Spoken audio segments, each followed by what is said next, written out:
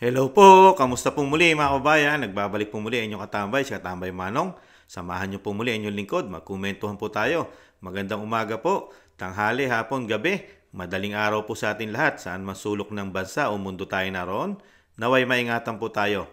Ito po, umpisahan na po natin mga kabayan. Komentuhan po natin. Napakaganda po nitong paliwanag po ni Congressman Marcoleta sa walang kakwenta-kwenta po na ginawa po nila. Hindi natin malaman kung ginamitan po daw nila ng utak ito.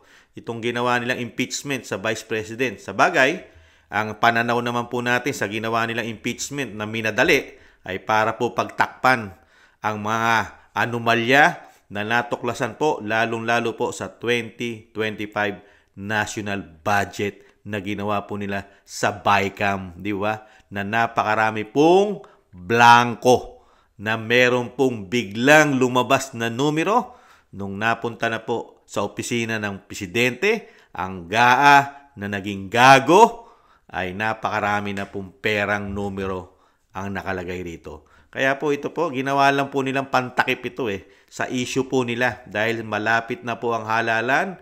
Isang damukal po ang natuklasan ng mga Pilipino. 3 taong puro kaperahan po natin ang issue nila, mga kabayan. Kaya kailangan po nilang pagtakpan ito. Ito po ang nakita nilang napakaganda yata para sa kanila na pantakip. Ang issue po ng impeachment na wala naman daw pong kakwenta-kwenta. Pinagtawanan lang po ni Congressman Marcoleta. Kunin po natin ang paliwanag ni Congressman at komentuhan po natin, mga kababayan. Ito po, umpisahan po natin. Oo, kaso, ang iniisip nila kasi, nakapako doon sa Netflix.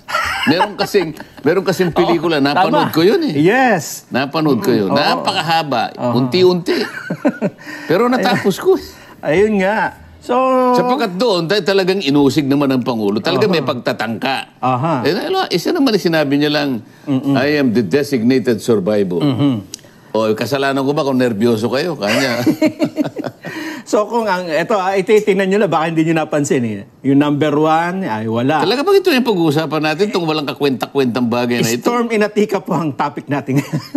Number 1, number 4, number 5, number 6. Ito yung number 7, nakakatawa rin, Kong Pati teka muna, yung ibang number, halos ganun din ang description.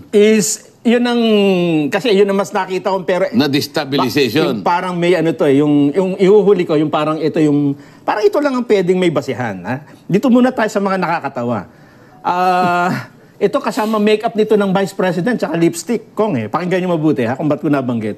Totality of the Vice President's conduct. Profanity? Totality. Profanity. Of Vice President's conduct clearly displays conduct constituting a betrayal of public trust, culpable violation of the 1987 Constitution, and graft and corruption. So, ano yung kabuuan ng kanilang naisip o nakitang aksyon ng ating pangalawang Pangulo na maaaring sa kanyang kabuuan ay matatagurian nilang isang betrayal of public trust? Ano yun? Totality lang So, inisip ko dito, kasama yung pag-makeup, di ba? Sinabi niya totality. So, from head to toe ito. Hindi, siguro ibig nila sabihin, magmula lahat ng kanyang mga pinagsasabi, lahat ng ginawa niya. Lahat ng ginawa niya na maaaring hindi nila nagustuhan at lahat ng ito'y inakala nila na kapag ito'y pinagsama-sama mo, ay ang sa kanyang kabuuan ay talagang destabilization plot, halimbawa. Ano ba yung ginawa niya? Nakalagay ba dyan? Hindi pwede bang gano'n? Napaka-general na totality? Tatanungin ko nga sila, di ba? Pag nandun na ako, senator judge ako, di ba? Ay, sinasabi ko. Tama naman. Dadalhin niyo ako dun di ba? Kaya nga ngayon, takot na takot siya. Kinakailangan hindi makalusot siya. Bantayan niyo yung isang yan. Delikado tayo dyan. Di ba? Yes. So, 5 na po yan. Yung sinabi ko kanina, una yung assassination, di umano, SALN, DDS. Dinescribe ba kung paano? Kaya po talagang wala pong kakwenta-kwenta po ang mga sinampa po na impeachment, lalong-lalo po ang grupo po ng CPP, NPA, NDF at ng Makabayan Black. Halos Sila po halos ang nagsampa ng impeachment eh. Walang kakwenta-kwenta pong impeachment, mga kababayan. Kaya po ito, mababasura lang po ito. Kaya lang po hindi mababasura ito, komento na inyong likod.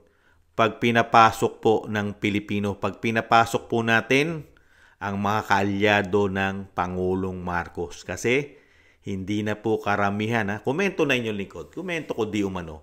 Hindi naman po sila sumusunod sa proseso ng batas. Kaya pwede po talagang mangyari ma-impeach ang isang Vice President. Lalo kung ang nagpapa-impeach ay mismong gobyerno nila. Di po ba? Nakita nyo po, pati ang Pangulong Marcos ngayon, okay na po ma-impeach ang isang Vice President di umano sa kanya. Pati po ang kanyang anak na congressman. At lalong-lalo po ang speaker na tinatawag na tambaluslos ng Vice President. Di po ba? Kaya hindi po kailangan na makapasok po ang administrasyon, lalo po ang kanilang pambato sa Senado at ganoon na rin po sa Kongreso para magkaroon na po ng tamang investigasyon sa lahat na nangyayari sa ating bansa, lalo sa mga korupsyon na nakikita di umano ay kailangan maimbestigahan na yan. Kung ang makakapasok ay sila muli, itong 19 Congress, patay kang bata ka. Patay kang bata ka. Lalo tayong mababaon sa problema, kahirapan at syempre sa utang dahil sa mga hindi maipaliwanag na pera na hindi pa naimbestigasyon dahil sila ang nakaupo. Ipagpatuloy po natin. Yung assassination plot, sinabi ba? Yun lang eh. Yung sinabi lang na as publicly admitted by her in a live broadcast. Oo nga, sinabi niya lang, pag ako'y napatay, Yun lang. meron na po akong kausap para patayin po kayo. Kayo, tsaka kayo. Di ba? Yes. Pero, nandun ba, nakadescribe ba yung pamamaraan, Wala yung plano? Wala po. Kung paano niya isa sa katuparan yung inaakala nilang pagbabanta sa buhay. Palagay ba? Banta lang ko eh. Ay, palagay ko, sa akin, grave threat lang yun. Grave Sinasabi threat ko sa'yo. Hindi ko sinasabing hindi krimen sapagkat meron tayong parusa sa grave threat, Pero yung high crimes, pero hindi yung siya pasok siya doon. High crimes. Yung grave threat kasi, kung minsan patatawarin ka ng piskal di ba? Sa bagay. Oo. Pero pinag-uusapan natin dito, high crimes. High crimes nga eh. Katumbas naman, alam mo, pagka yun, inisa-isa mo, di ba? Betrayal of public trust. Treason, mga ganyan. Graft and corruption and other high crimes. Di ba? Kapag yun tiningnan mo, mga krimen na hindi pangkaraniwan, mga paglabag na hindi pangkaraniwan, na kaya nga masasakripisyo yung kanyang opisina kahit ilang milyon pa ang bumoto sa'yo. Kasi yung katapat ng impeachment, sisirain mo, aalisan mo ng paano ba natin kasi naboto siya na Vice President, 32 million votes. Matibay yun. Kaya impeachment Hindi basta-basta, dinimanda mo siya, napatunayan mo gumawa siya ng krimen. Hindi siya matatanggal. Hindi. Ang katapat nun, impeachment, yun ang itatapat mo doon sa pagtitiwala na ibinigay ng botante. Para maintindihan ng botante, mga kaibigan, bumoto po sa ganito, ay pawawalang bisa namin po yung kapangyarihang ibinigay nyo sa kanya sapagkat may katapat po na paglabag na parang yung pagtitiwala na yun po ay hindi nakarapat dapat para sa kanya. So tatapatan mo yun. Ganun dapat katindi. Tinapat mo grave threat. Grave threat. Ang natitira na lang kung na hindi natin na-discuss at ito siguro Grabe, no? Kaya hindi ka tanggap-tanggap Grave threat lang itatapat mo. Mga pagbabanta. Kung siya pa unang mamamatay. Kaya nga sabi ni Congressman, kung fiscal nga, napapatawad dyan di ba? Kaya dito po sa ginagawa po ng nag-impeach, talagang malicious lang po ito. Parang talagang gusto lang po nila talagang matanggal ang Vice President. Kasi po, meron po talaga silang layunin. Number 1, komento na inyong likod. Layunin nilang pabagsakin. Kasi hindi nila kayang talunin sa halalan ng isang Vice President Sara Duterte. At ang pangalawa, delikado sila pag naupo ito, ang Vice President. Dahil sira At marami pong mawawala dyan at magsisilipad, lalo po sa dami po na natuklasan ng Vice President na korupsyon, di umano na ginagawa nila, lalo sa Kamara at Senado, sa pera ng bansa. Di ba? Ano sabi niya dyan? 2 tao lang humahawak ng pera dyan. Ang kumukontrol ng pera dyan sa institusyon ng Kamara. Di ba? Pinangalanan niya yan yung tambaluslos daw po. Ayon sa Vice President. At ang saldi ko, at dumami na ng dumami, mga tambay, na-involved na po halos sila, ang mga congressman. Bakit? Naging 200 plus na Di ba? May mga humabol pa. Parang 239 yata o 240 plus na, mga tambay.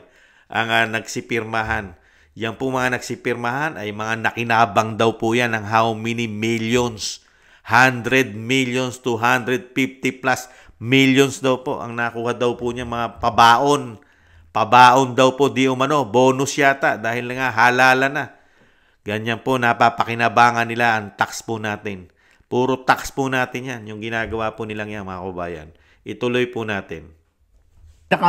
Mahabang pinag-usapan dyan sa mga committee hearing. Hindi nag-usap sa committee hearing sapagkat ang modality yung ginamit nila ay yung pagpirmang higit sa 1/3. Kaya dire-diretso yun. Sa impeachment. Pero ito pong kasong ito, kung yung iniligay nilang 2 and 3, number 2 ay yung misuse and malversation of confidential funds sa OBP at sa DepEd. Yan ang pinakawalang kakwenta-kwenta. Ako masasabi ko sa'yo sapagkat nag-attend ako ng kanilang hearing. Nung itanong ko sa kanila, audit observation memo pa lang po yan dyan pa lang po sa audit, sa Commission on Audit, initial findings lang po yan Initial findings, ibig sabihin, pwede pong questionin ang resulta po ng inyong pagsusuri. Pwede pang questionin ang resulta ng inyong audit. At kapag hindi pumayag ang COA, sapagkat sa kanilang patakaran, sa kanilang pamantayan, ay kulang yung sagot mo. Opo. Yung audit observation memo ay magiging notice of disallowance. Hindi pa rin final yun. Sapagkat assailable pa rin yun. Pwede mo pa rin questionin. Kung mo confidential funds ang pinag-uusapan, pwede kang dumiretso sa commission proper ng COA. O palagay mo, ayaw ka pa rin pakinggan. Ayaw pa rin bigyan ng halaga yung pagpapaliwanag mo. Sabi, hindi, talagang notice of disallowance ang aming ipapataw sa'yo. Aakyat pa siya sa Korte sa Supreme Court. Appealable. Ibig sabihin, nandun pa lamang sa kauna-una ang Estado na sinusuri pa lang kung talagang may paglabag, kung talagang merong mali doon sa pagkakagasta. May conclusion ka na. Ba't nag-conclude ka? Hindi ka lang nag-conclude. Inagaw mo yung mandato ng COA. Ikaw na mismo ang nag-audit Ano sabihin ko sa kanila? Ba't tayo nag-audit? Saan ka akong provision na saligang batas na sinasabi ang Congress ay pwedeng mag-audit? Ang Congress o ang kanyang mga komite ay pwedeng mag-audit? Ganyan katindi. Ganyan katindi po ang bagong Pilipinas, lalo nung maging speaker po, ang tinatawag po ng Vice President na tambaluslos. Ganyan po katindi po sila. Sila na po ang nagpaka-Supreme Court. Diba? Nilabag po nila talaga, napakarami po nilang nilabag. Lalo po ang institusyon ng COA at yung karapatan ng Vice President, ang opisina ng Vice President, ay talagang nilabag po nila. Sila na po halos humusga. Nagpaka-COA na po sila. Kaya po tama yung sinasabi ni Congressman Marcoleta. Kung siya po ay magiging senador at itutuloy nila itong impeachment sa 20 Congress, mas sablay sa mga marami pong nilabag na proseso ng impeachment, hindi talaga kakatigan po ito ng matatalino, ng matatalinong gumagamit ng batas at saligang batas. Pero kung ang makakapasok sa Senado, yung mga bobo, gago, at nasisilaw sa bilyon o milyones sa pera ng bayan, hindi po ito titingin sa batas at proseso ng batas, mga kababayan. Yan po nakakalungkot. Kaya, ngayon din po kaya hindi nila itinuloy ang impeachment kasi sablay Makikita po talaga yan Kaya hindi nila agad tinuloy yan. Kung ituloy man nila yan, nahandyan ang galit ng mga Pilipino dahil yung ginawa nilang impeachment na halos CPP, NP, NDF ang nag-impeach sa kanya at grupo ng Makabayan Black. Ay ba, hindi katanggap-tanggap sa mga Pilipino yan. Halos makakaliwang grupo ang nag-impeach sa isang Vice President. Tapos pinangungunahan nila ang proseso ng COA na ang ating Vice President ay pwede pang umakyat hanggang Supreme Court. Pero pagdating sa institusyon ng Kamara, judgmental na. Nag-judge na sila.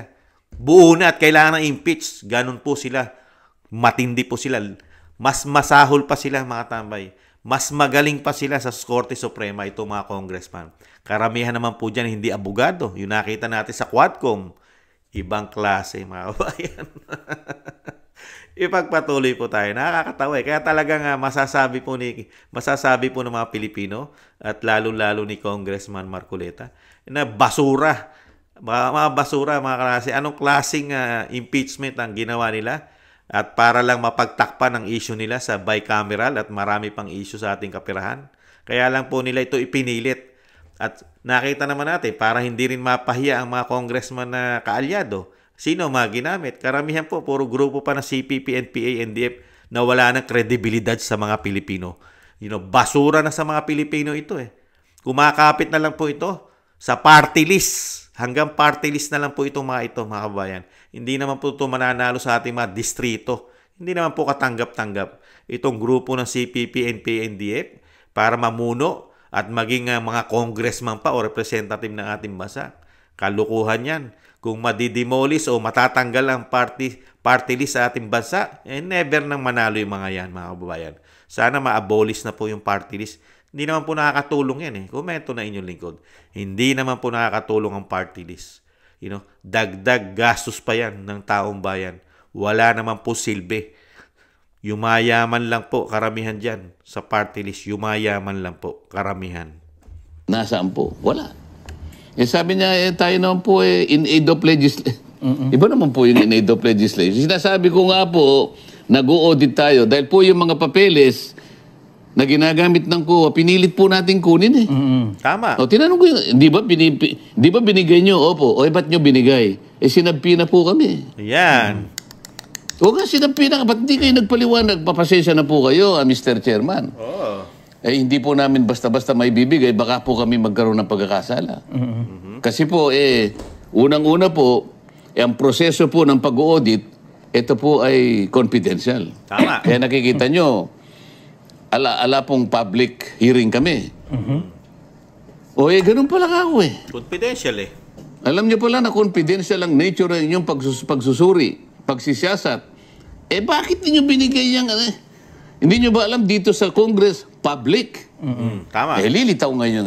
Kayo ngayon ang nagbuyang-yang sa mga papeles na dapat sana ay confidential. Paano ngayon yan? Hindi, ang second point natin, kung talagang gusto nyo yung laid of legislation ang gagawin nyo, bakit isang confidential pa lang binuksan nyo? Illegal pa ang ginawa nyong pagbubukas. Di po ba? Dahil ang COA, yung ino-audit, confidential, na public. May lalabagin na pong batas yan eh. Di ba? Kung talagang hindi malicious ang ginawa ng institusyon ng Kamara, bakit confidential lang ng Vice President ang gusto nilang buksan? Di ba? Bakit? Napakarami may confidential, pati sila, mga congressman, mga senador. Kung talagang gusto mo makabuo ng batas para dyan sa confidential fund, di ba?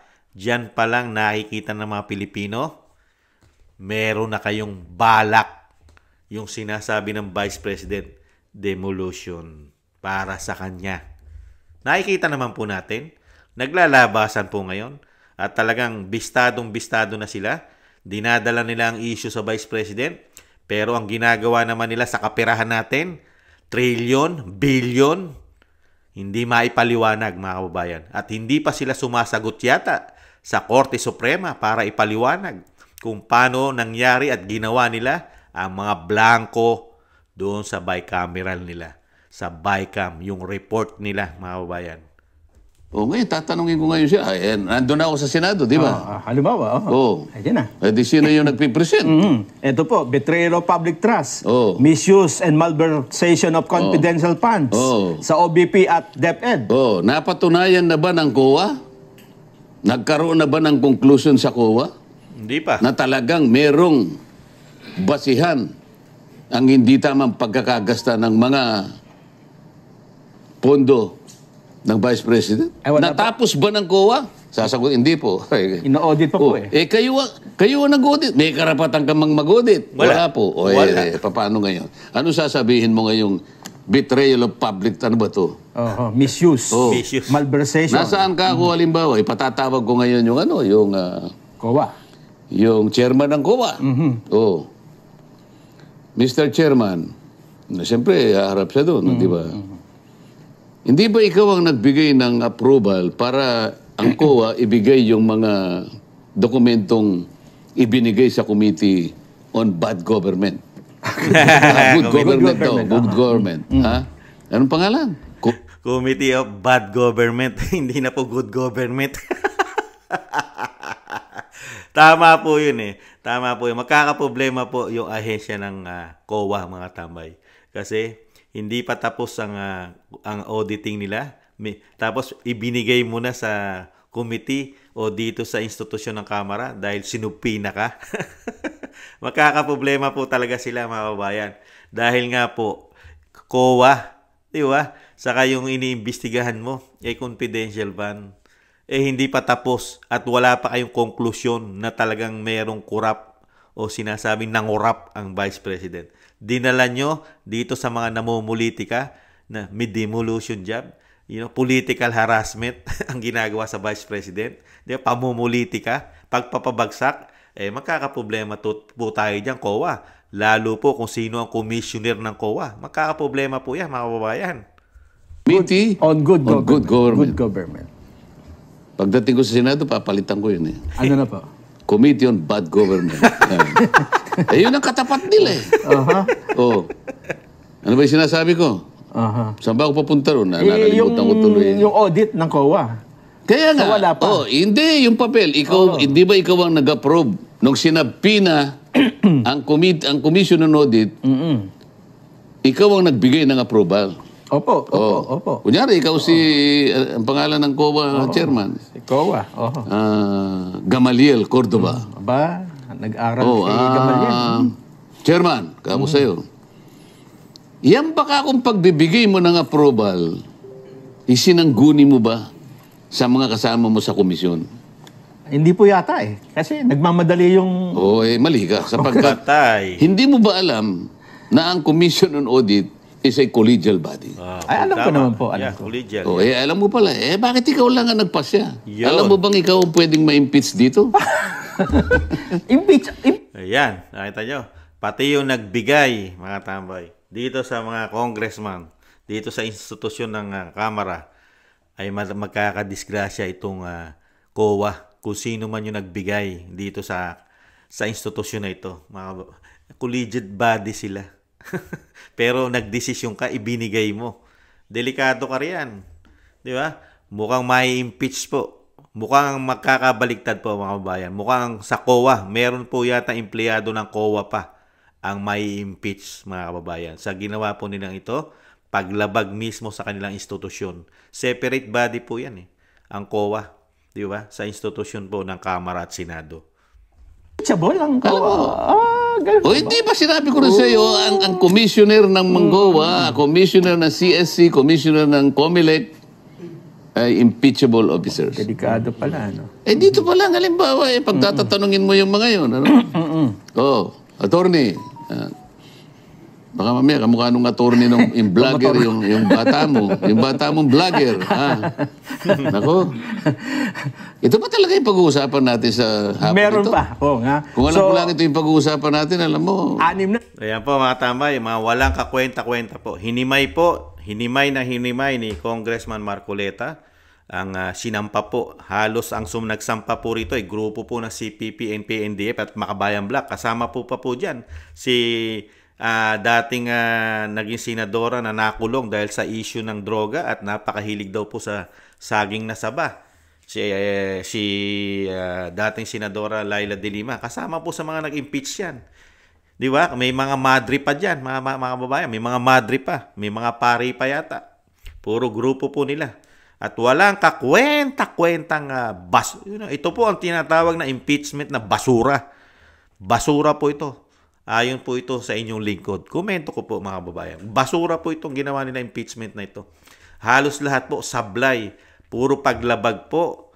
Paglabag sa karapatan ng Vice President at sa opisina ng Vice President at siyempre po paglabag na rin po ng COA at paglabag na rin po sa saligang batas, mga bayan. Kasi may batas po yan, di ba?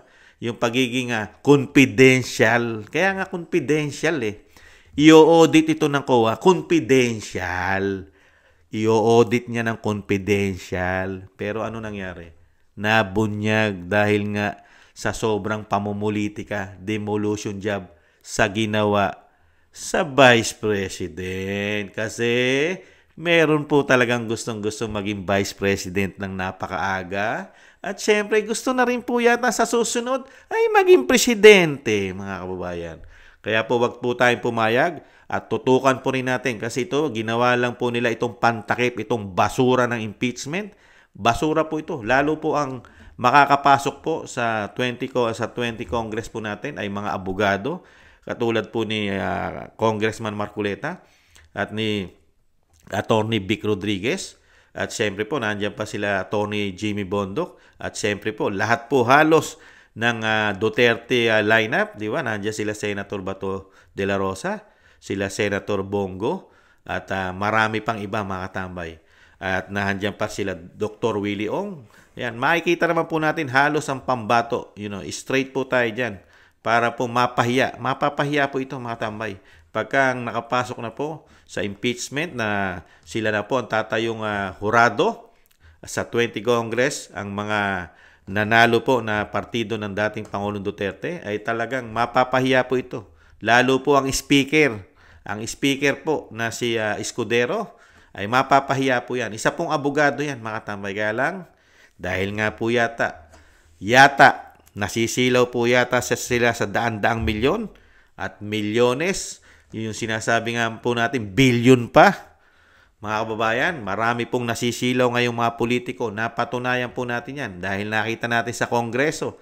Ilan po ang pumutok dyan na nagkapera daw po di umano kanilang mga opisina na hindi bababa sa 100 at hanggang 150 plus million ang bawat isang congressman pumirma. May katotohanan po ba yon? Sa bagay, kung tatanungin po natin ng ating mga kababayan, ano po bansag sa kanila di umano? Buhaya, Crocs.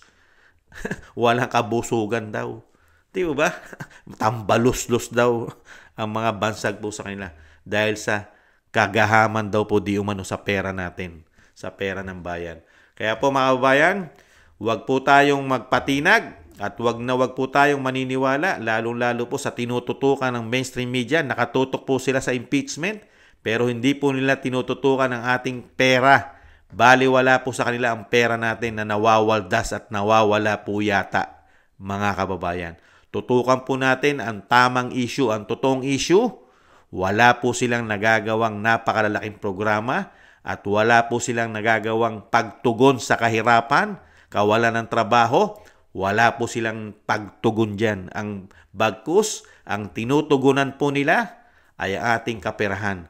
Bilyon-bilyon, trilyon ang hindi po maipaliwanag nila dahil wala pong hearing. Hindi po nag-hearing ang mga kapita-pitagang mga buhaya daw po di umano at mga crocs dito po sa issue ng ating kaperahan. Lalong-lalo na po ang ginawa po nila sa mga ahensya natin, pati sa ating central bank, ang ating kagintuan, mga kababayan. Ngayon, maging matalino po tayo mga kababayan. Kung ayaw nyo pong ang ating bansa ay bumagsak at dalhin po tayo sa kawalan at talagang maghirap tayo at lalong-lalo na po ang ating mga kababayan na talagang hikahos na ngayon dahil nga po sa napakamamahal na bilihin, walang halos makuha ang trabaho. Tapos makikita natin ang mga politiko nagsisiyaman. Napakagaganda ng buhay ng mga politiko natin na sinasabing lingkod bayan. Sila lang po nagiging milyonaryo, bilyonaryo, lingkod bayan. Nakakahiya. Pero yung nagpapasweldo sa kanila, isang kahig, isang tuka, mga kababayan. Yung naglilingkod sa atin, yumayaman, nagiging bilyonaryo, milyonaryo. Mag-isip-isip na po tayo, mga kababayan. Isip-isip. Iboto po natin yung may pagmamahal sa bayan. Hindi naman natin sinasabi na hindi sila gumagawa ng mali. Ibig sabihin, gumagawa man sila ng mali, may natatrabaho, may nagagawa sa bayan. Hindi po katulad ngayon.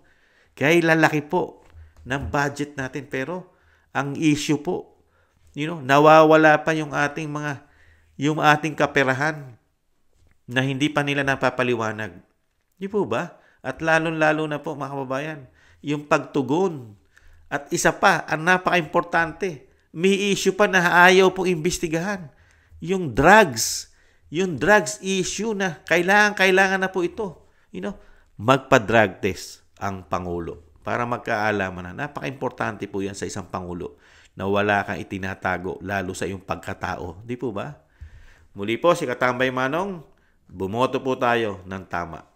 Iboto po natin ang mga Duterte, lalo po yung mga pang-senador natin, mga nasa lineup po. At ganun din po sa mga kongreso. Sa mga congressman, kailangan po natin ang representative po ng ating mga distrito ay hindi po mukhang pera. Maraming salamat po sa mga nakagusto po ng Tambayang Makabayan sa YouTube at TikTok at ganun din po sa mga nagko-comment, like, share, and subscribe. Maraming salamat po. Ingatan nawa mga tambay. Paalam. Bye-bye.